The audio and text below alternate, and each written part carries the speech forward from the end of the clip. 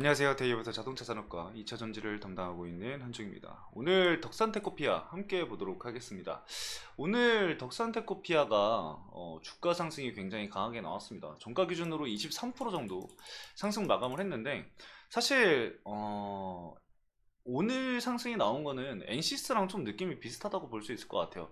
다만 뭐 차트 흐름이 좀 다를 수는 있겠죠. 엔시스 같은 경우는 주가가 계속해서 하락을 하다가 이번에 이제 강한 반등이 나왔다고 한다면은 덕산테코피아는 꾸준히 상승이 나오다가 오늘 추가적인 시세 분출이 나온 상황입니다. 이 부분은 좀 다르지만 오늘 실질적인 이 주가 상승 이유가 명확하지 않다라는 거는 좀 엔시스랑 같다고 볼 수 있을 것 같아요. 그래서 제가 내린 결론은 최근까지의 이 덕산테코피아의 성장성이라던가 이러한 부분들이 계속해서 얘기가 거론이 됐었던 부분이고, OLED 시장이라던가 그리고 이 전해액 관련해서 이슈들, 그리고 이런 부분들로 인해서 덕산테코피아가 주가 상승이 이루어지고 있었는데, 이후에 추가적으로 이 전기차 그리고 2차 전지 뭐 같다고 볼 수는 있겠지만 세부적으로 보면 좀 다를 수 있습니다.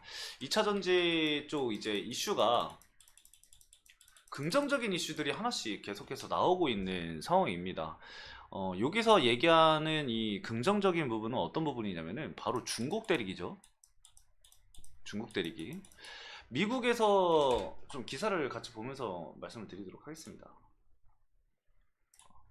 미국에서 현재 중국을 계속해서 때리고 있는 상황이죠. 근데 이번에 미국 의회에서 중국 배터리 업체인 CATL이랑 고션 수입 금지를 시켜야 된다라는 목소리가 나왔습니다.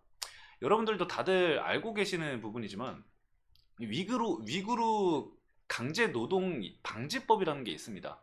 이 미국 같은 경우는 이 신장 지역에 강제 노동 사용과 관련되어 있다고 여기는 기업들을 명단에 올려서 이 미국 내 수입을 전면 금지를 하고 있습니다. 그래서 그 부분들이 이제 또 반영이 되고 거론이 되면서 중국 기업이 가뜩이나 지금 IRA 때문에 미국 진출이 굉장히 힘든 상황인데, 그리고 미국 대선에 대한 눈치를 보고 있느라 이런 부분들이 굉장히 힘든 상황인데, 이런 아예 수입 금지 부분까지 얘기가 나오다 보니까 실질적으로 중국 입장에서는 이게 크게 손해를 볼 수밖에 없는 상황이거든요. 그러면은 이거에 대한 반사 이익은 누가 보죠? 반사수혜는 당연하게도 우리 국내 기업이 될 수밖에 없습니다. 그쵸?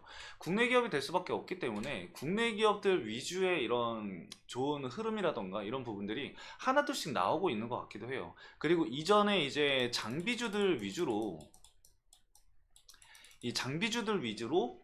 수급이 계속해서 돌았습니다. 결국에는 이 테마 내에서의 순환매가 조금씩 돌고 있다라고 볼 수가 있겠는데, 이게 굉장히 긍정적인 이 효과거든요. 이게 하나둘씩 이 순환매가 한 번씩 나온 이후에 테마 전체가 움직이는 그런 모습들도 나올 수가 있기 때문에 우리가 지금 좀 집중해서 봐야 될 것 같다라고 좀 말씀을 드릴 수가 있을 것 같아요. 그리고 또 이 유럽에서 이번 주에 이제 중국 그 관세 관련해서 이제 얘기가 나오죠. 근데 이 상황 속에서 볼보가 현재 일부 모델을 생산 기지를 중국에서 유럽으로 옮기는 방안을 추진을 하고 있더라고요. 자, 말 그대로 탈중국을 시전을 하고 있다. 그 말입니다. 자, 이렇게 탈중국이 진행이 되면은 또 누가 수혜를 볼까요? 뭐 우리나라뿐만 아니라 일본도 있을 겁니다. 물론 일본과 우리나라, 이 한국의 수혜가 되겠죠. 근데 또 우리가 여기서 추가적으로 볼 수 있는 게 무엇이냐? 일본은 이제 막 정동화를 시작을 합니다. 그리고 일본도 이 일본 완성차들이 이 그간 이제 뭐 CATL이라던가 비아디, 뭐 리선, 뭐 CALB 이쪽에서 이제 값싼 중국산 배터리를 채택을 했었는데, 얘네들도 이제 미국을 진출을 하고 미국에 대해서 미국 투자를 늘려야 되는 상황인데, 당연히 이 IRA를 신경을 쓸 수밖에 없고, 이 IRA를 충족하기 위해서는 이 중국 기업을 사용하는 게 아니라 대체 공급처를 찾아야 되는 상황이죠. 근데 그 대체 공급처를 자국사인 이 파나소닉만으로는 사실 감당할 수 없다라고 저희 판단을 하는 거죠. 이 부분은 누가 수혜다? 또 국내 배터리 제조사들이 수혜다. 그러면은 이게 그냥 셀 기업들만의 수혜가 아니라 여러분들 소부장까지도 우리가 다 봐야 되는 겁니다. 소부장 기업들도 다 수혜를 받을 수밖에 없다. 이런 식으로 이제 계속해서 2차 전지와 전기차 관련해서 호재가 계속되다 보니까, 그리고 이제 현대기아차가 이제 1월에서 5월 이 미국 전기차 시장 점유율이 역대 최고 또 기록을 갱신했다. 이러한 이슈들이 나오다 보니까 테마 내에서, 이 섹터 내에서, 업종 내에서의 순환매가 계속해서 하나둘씩 나오고 있다라고 생각을 합니다. 그래서 오늘은 이제 뭐 엔시스라던가 이 덕산테크피아가 되지 않았을까 생각이 들고요. 기존까지 사실 주가 상승이 나오는 그런 모습을 좀 보였어요. 어떤 부분이냐면은 거래량이 거의 없는 상태에서 주가 상승이 좀 강하게 나왔다라는 부분. 뭐 거의 없다고 하기엔 좀 그렇고, 뭐 40만 주 이렇게 평상시보다 좀 적은 거래량이 나오다가 주가 상승이 강하게 나온 부분이죠. 이렇게 일부 조정이 나왔다가 60일선을 이탈하지 않은 상황에서 재차 반등이 나오는 모습, 단기 이평선이 장기 이평선을 골든 크로스하는 그런 모습들이 나오다 보니까 시세 분출이 나온 모습 으로 우리가 확인을 해볼 수가 있습니다. 세 차례 돌파 시도가 있었는데 오늘 딱 돌파를 정확하게 해준 모습입니다. 그래서 거래 대금도 많이 지금 터져준 상황이기 때문에 그래도 좀 믿고 갈 수 있는 기준봉이 형성이 되지 않았을까 생각이 듭니다. 그래서 우리가 만약에 이 단기적인 부분으로 봤을 때 여러분들이 진입을 하셨다고 한다면은 이런 기준봉을 가지고 이 중심값을 이탈하지 않는 선에서 주가 상승이 이루어져야 하거든요.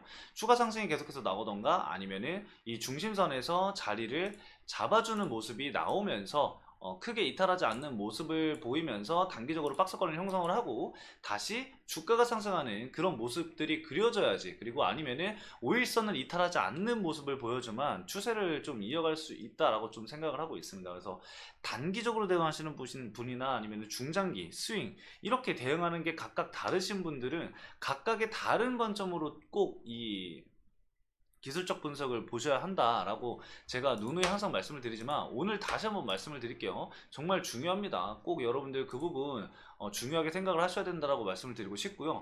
그리고 어제 오늘 외국인 수급이 굉장히 크게 들어왔습니다. 그래서 어디 쪽에서 들어왔나 좀 체크를 해보면은 JP모건 쪽에서도 이제 물량이 들어왔고 모건스탠리 쪽에서도 매수세가 좀 유입이 됐습니다. 그래서 외국인 자금이 이렇게 크게 들어왔다라는 거는 우리가 좀 호재로 좀 판단을 해볼 수가 있을 것 같아요. 그 물량이 뭐 몇만 주 이런 수준이 아니라 30만 주 막 이런 식으로 들어왔기 때문에 좀 긍정적으로 볼 수 있는 물량이다 라고 말씀을 드릴 수가 있겠고, 근데 다만 이제 이 외국인 쪽에서 매수가 들어왔다라고 해서 그냥 무조건 주가 상승이 이루어지진 않아요.